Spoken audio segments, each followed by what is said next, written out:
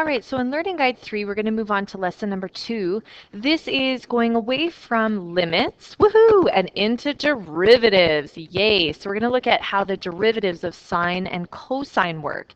The good thing is you guys have a formula sheet. It's all on there. First, we'll just kind of go through the proof of why the derivative of sine is what it is. But again, you don't have to memorize these, which is really nice. We're going to look at the graphical proof to find what is the derivative of sine x. And we're going to do that just by looking at our original graph. Okay, so there's our sine graph here. And what you're going to notice, remember guys how this is, again, back from Learning Guide 1. Remember how to take the derivative of a graph. First, I look for my maximum and my minimum points, and those become my zeros. Then I look at my slope. So this is a positive, which means this needs to be a positive. This is a negative, which means everything from here to here needs to be negative. And then there's a positive. So there's my lovely looking graph. And what do you notice about this lovely looking graph? It is the cosine graph.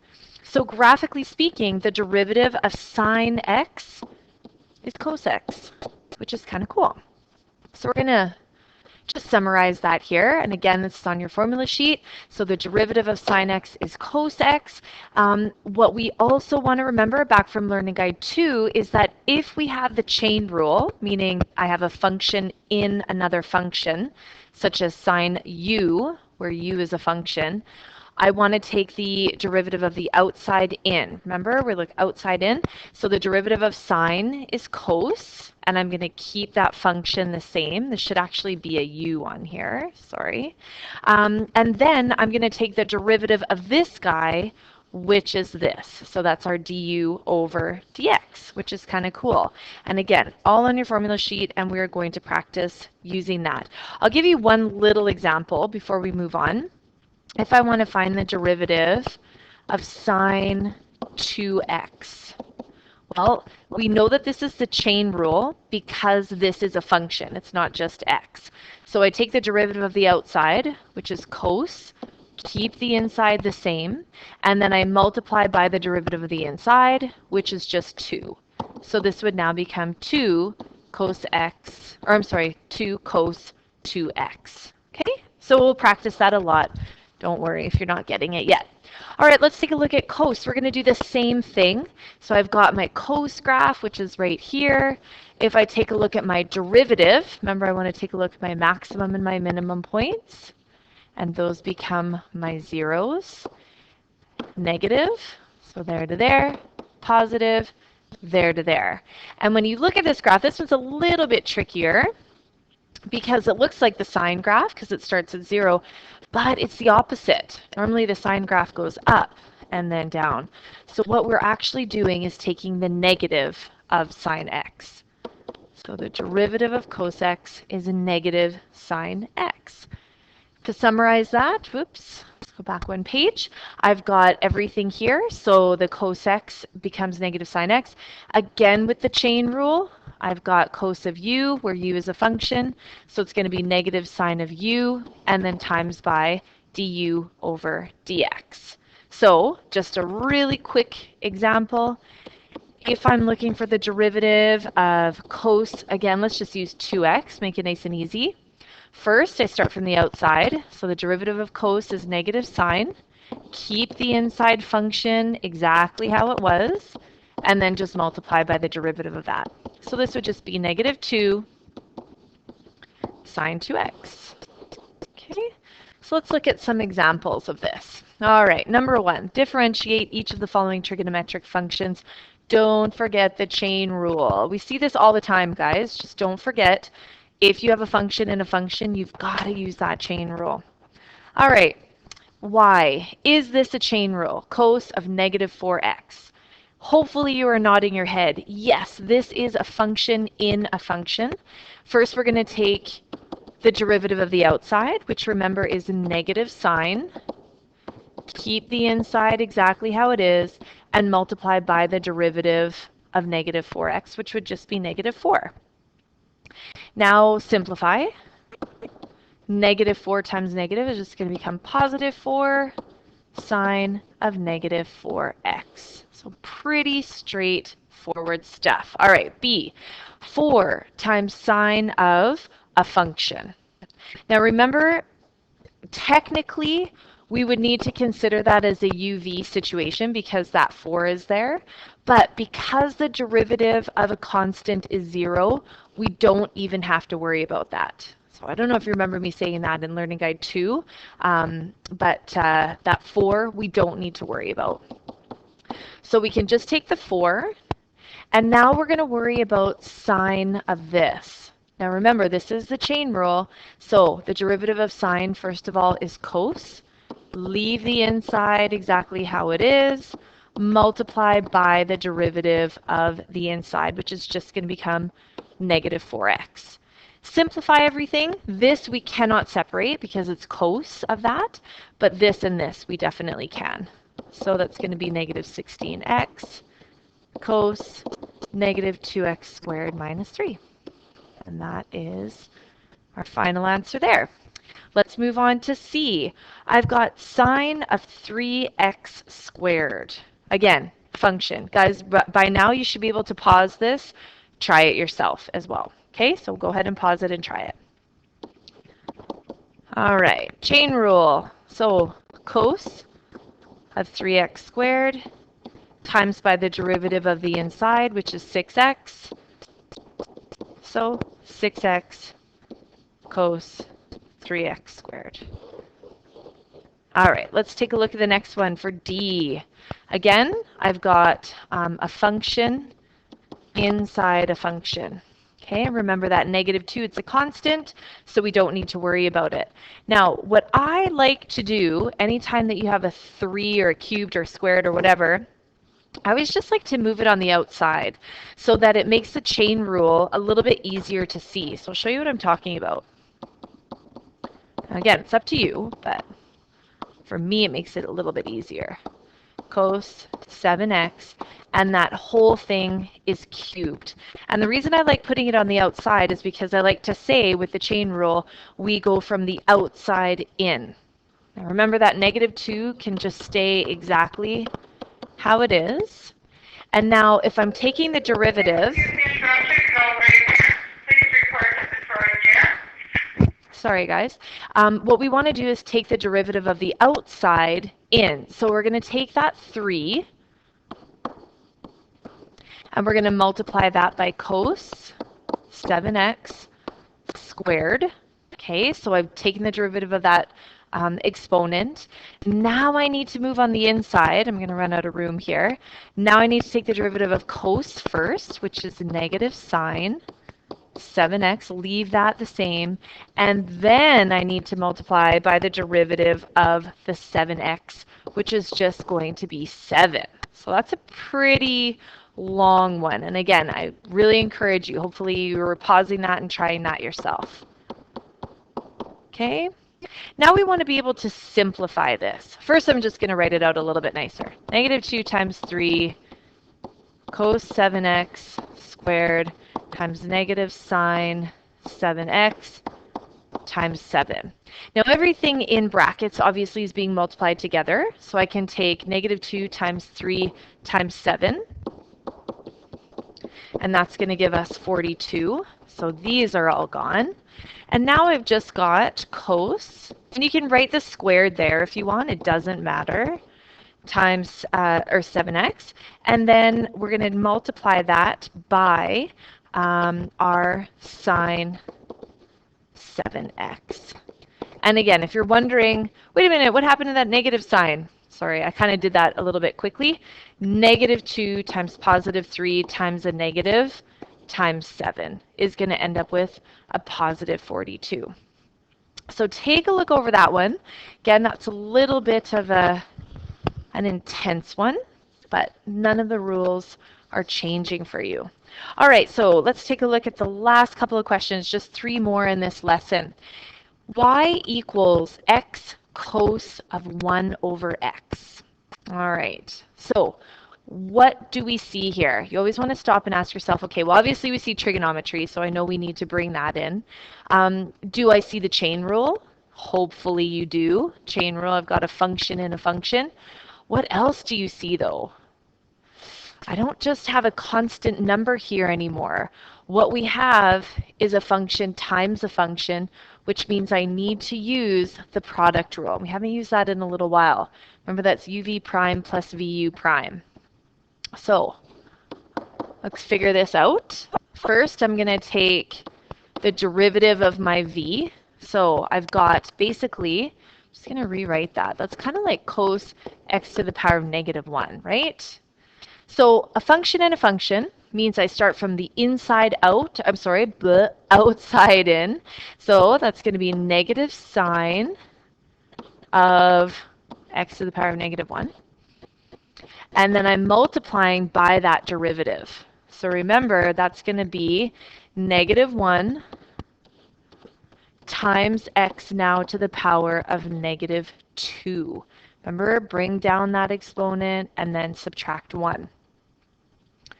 Okay, plus the derivative now of x, which is obviously just 1, and we're left with cos x to the power of -1.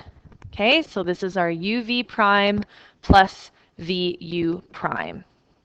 All right, now comes the simplifying. So I've got my y prime equals, I've got a negative, so let's just, again, start off with all the things that we can combine. I've got an x, I've got a negative, got that guy, got another negative, and got this guy. So it's basically going to be a negative and a negative is going to be a positive. I now have x over, and I've got x to the power of -2. So that would be x over x squared. Then I'm left with, so that's gone, that's gone, that's gone, that's gone. And I'm left with sine of x to the power of -1 plus cos x to the power of -1. Now the final simplification would just be x over x squared, which is just going to be 1 over x. And then we can just say times sine of, and if we want to make it look like our original question, it would just be sine of 1 over x plus cos of 1 over x. And we're good to go. All right, taking a look at f here. I've got 1 plus cos x squared to the power of 6. All right, so looking at that, obviously you want to pause that, try it yourselves, and remember that obviously we're using the chain rule there.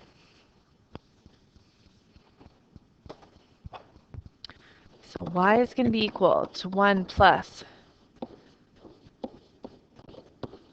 cos x squared to the power of 6. Now remember, outside in. So the first thing we're going to do is that. Okay. Now we need to multiply by the derivative of the inside, okay, which is this guy here. Now the derivative of 1 is obviously 0. And remember, I've got cos squared x, which is the same as cos x squared. Remember that? I always try and like to keep that exponent out. So what that means is that 2 needs to come down. Okay, we're taking the derivative of this right now. I leave the inside the same,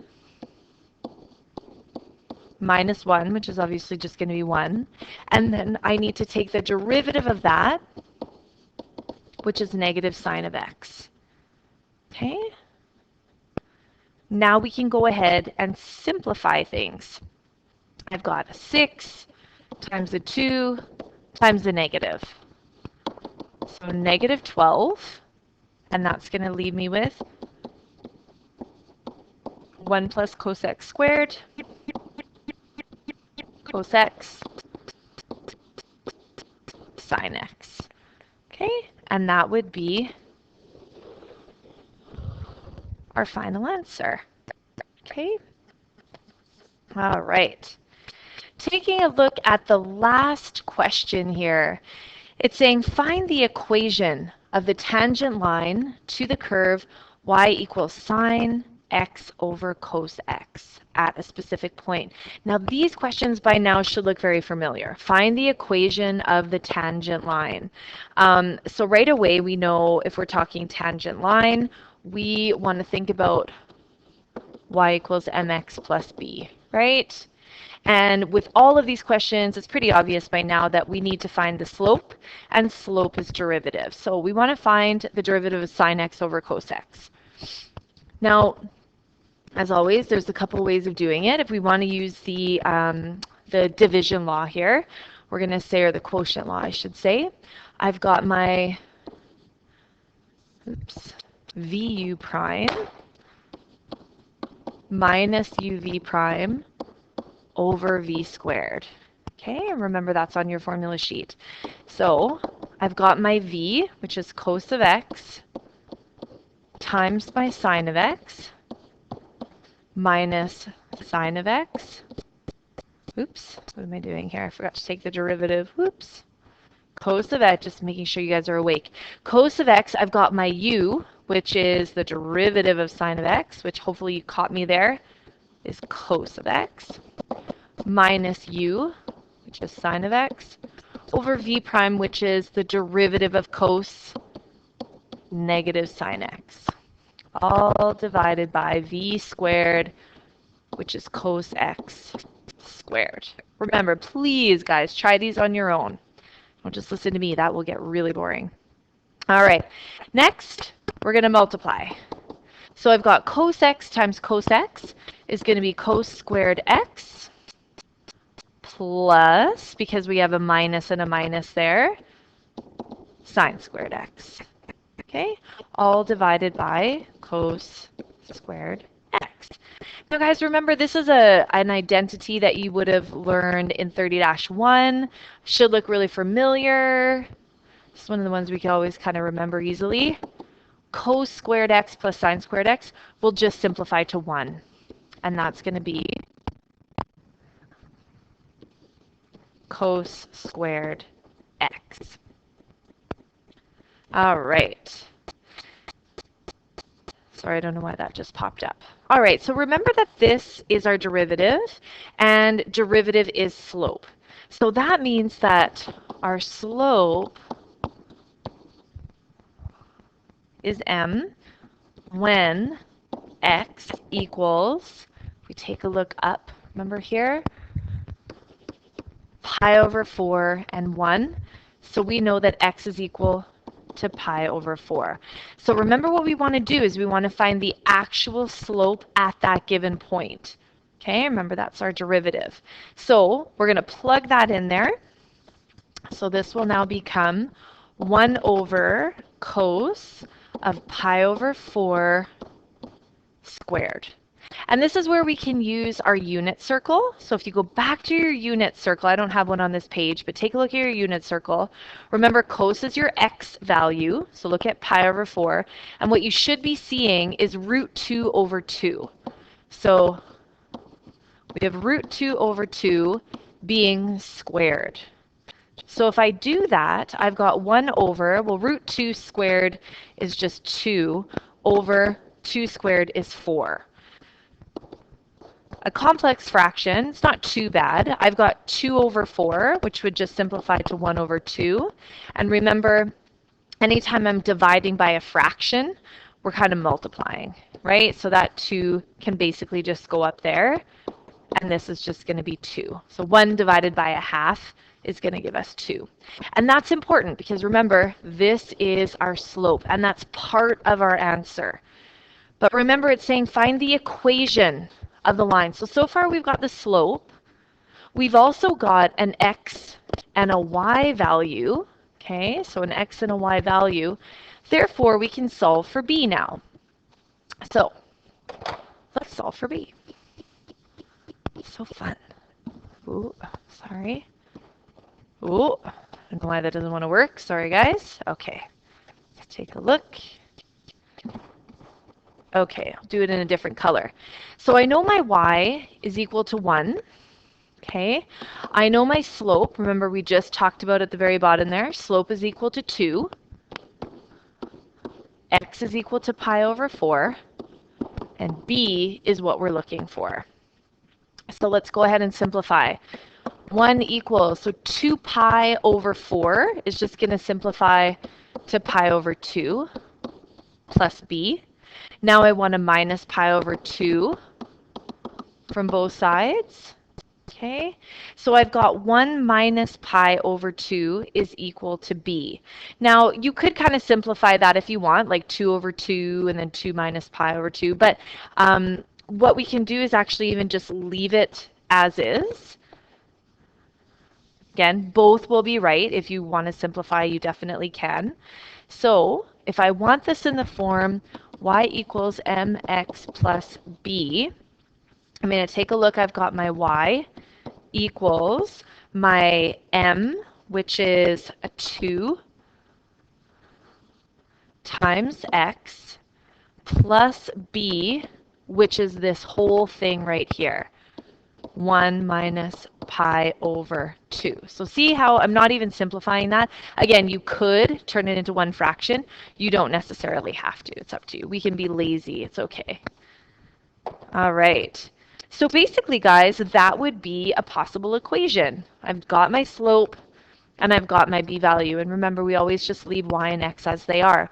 We could, another thing that you're going to see on your assignment and maybe on your test is a manipulation of this. So just basically setting it equal to 0.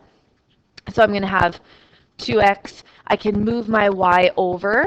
Again, like I said, you're going to see this in a couple different places. And I've got my plus 1 minus pi over 2. And that's going to be a possible final equation. I say possible because there are many variations that you could do there. So take a look, guys. Practice this. Okay, we've got page 313, 1, 2, and 3. So make sure you try that. Ask us at the help desk if you have any questions.